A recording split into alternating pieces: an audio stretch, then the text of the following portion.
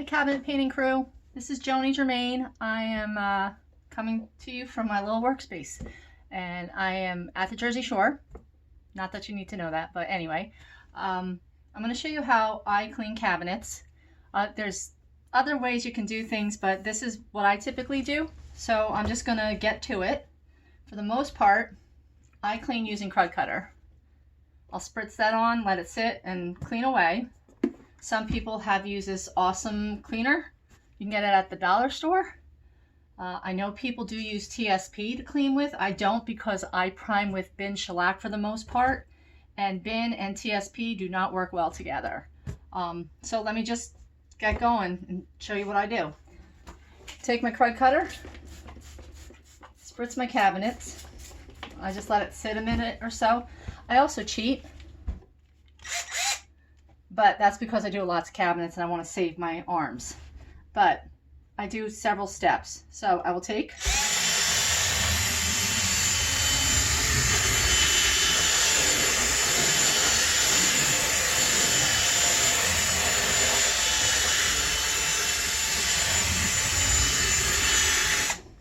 do that first. But for the most part, I use Scotch green little scrubbies. I save myself a little bit by cutting them in half, see? So you get more out of one package. So scrub away. You want to make sure you get all the contaminants off your cabinets. Believe me, there's more than what you typically would think. These are sample doors that I had gotten from a friend. Get the edges really well, especially the cabinet doors above the oven stovetop. Those get super greasy, so scrub the heck out of them. Like I said, these aren't really going to show much dirt because they're sample doors and they've just been sitting and they have not been in actual use, but you want to get in there and scrub. I also sometimes, wait, let me see if I can find it. All right, sorry, back. I'll use a scrubby because of the grain. Just make sure you get it. You just want to get everything out of there. And I'll go back, clean towel.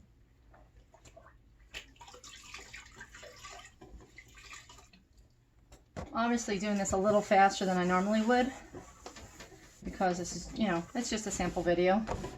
Wipe it down.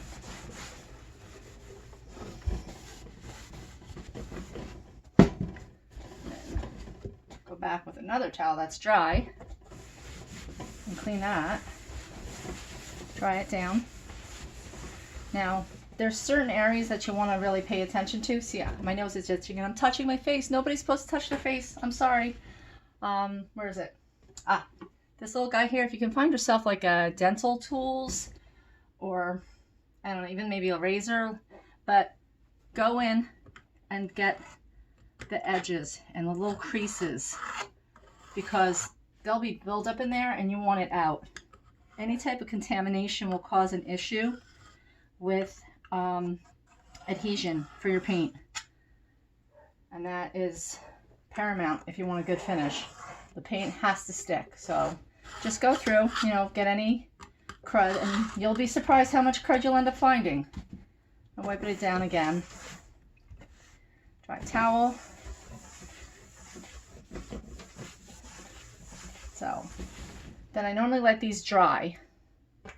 Oh, one thing I forgot to say, because I was terrible about this, wear gloves. Especially, say you have your cabinets and you've treated them with Pledge or Murphy's Oil soap.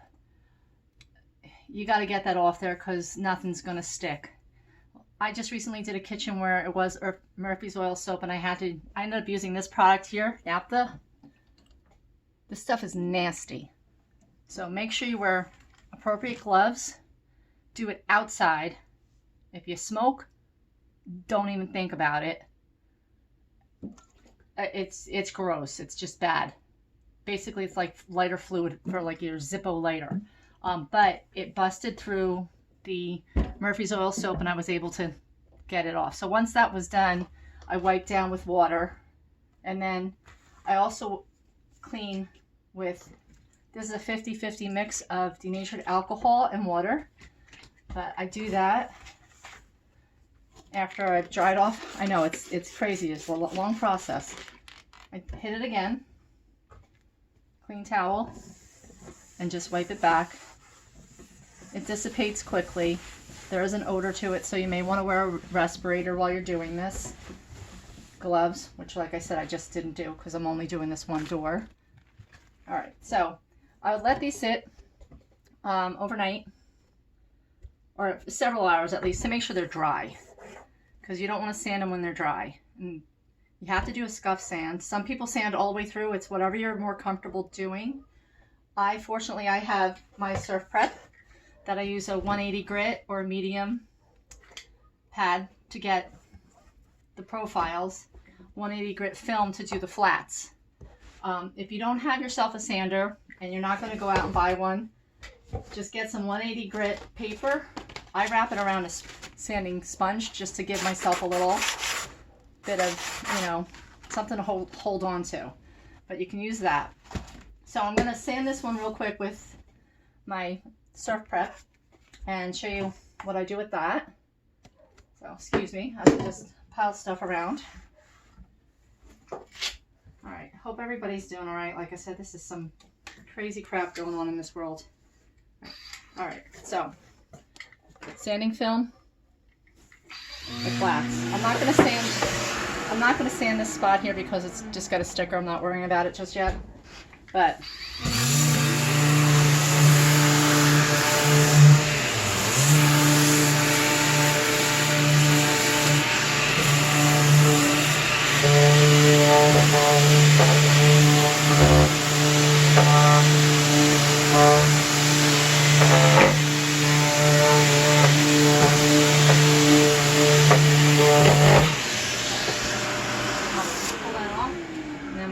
this will get the profiles.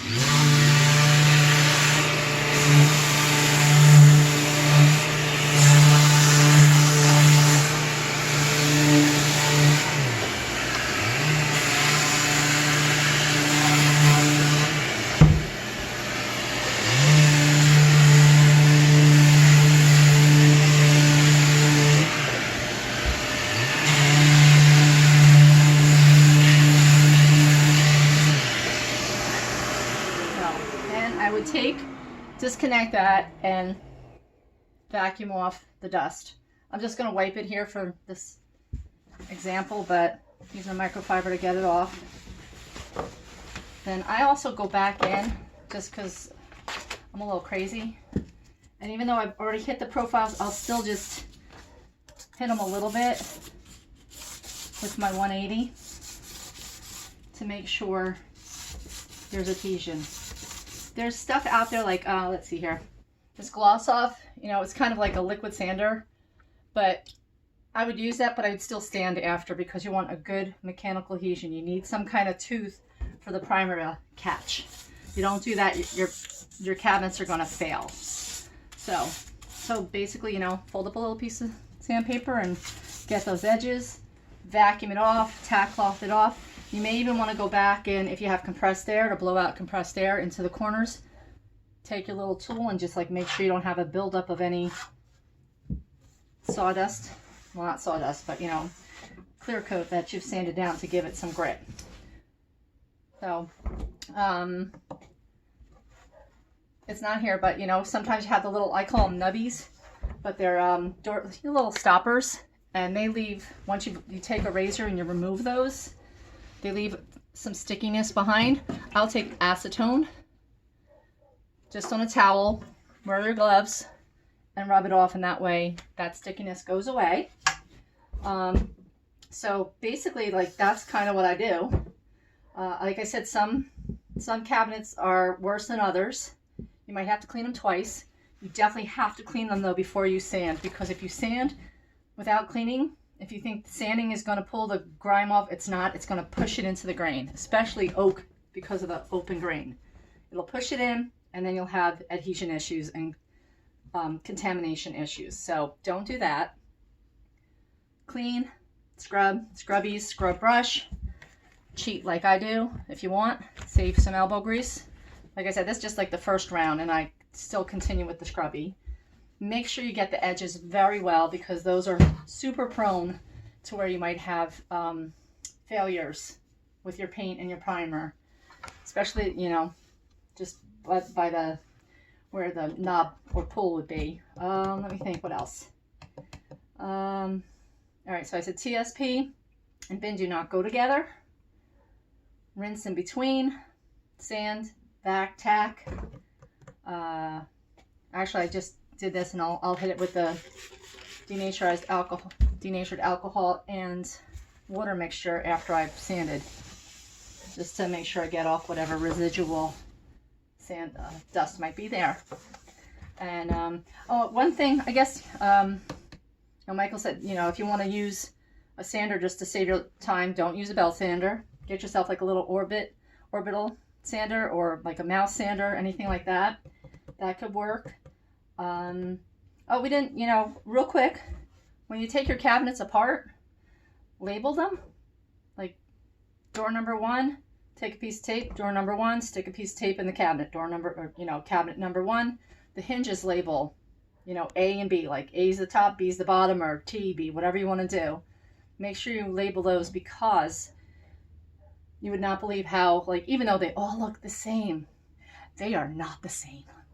Take it from me, please. Just, you'll spend way too much time trying to put your kitchen back together. I guess that's pretty much it. You know, I showed you how I scrub, sand, clean between, and then, you know, it's pretty much ready to be primed. I believe Eddie will be doing some priming, I think Sunday. And Maria will be here on Friday talking about and demonstrating how she brushes and rolls. I was a chicken and I did not go live. I taped this, and it's still probably crappy. Anyway, so if you have any questions, put them in the comments. Oh, shoot, I can't look up who it is because it's on my phone. I'm taping with my phone, and I know who like the winner is for Michael's video the other day, and crud, I can't look up their name right now. I'm sorry. So I'll put it in the first comment. I'll make sure I highlight the person in the comments. I apologize. I did not plan properly. Sorry. All right. So if you any questions, let me know. Like I said, 180 grit sandpaper works well. I wouldn't go any lower than that. 150, maybe not on oak, it's okay, but you know, on any of your clear woods like maple or any of that, it'll scratch. It'll show a little telegraph through your finish, and you don't want that. Like I said, Krud Kutter, denatured alcohol, like I said, this naphtha stuff, if you have to remove waxy, gross stuff, which hopefully you don't have to, because that just adds another little step for you there. But it can be done. Just have to take your time, protect yourself, do it outside. And follow the instructions on all the products that you use. Safety first, man, safety first. We're all experiencing that now with staying inside. So anyway, I guess that's all I've got to say about prep. And please ask any questions if you have any. I'll be happy to answer them. Stay safe. Have fun with your families. Try not to go too crazy. And we're here to help you. You know, we'll do what we can to help you through if you're going to start your project. Man, my glasses are crooked. If you're going to start a project. Anyway, everybody have a great day. Take care. Bye.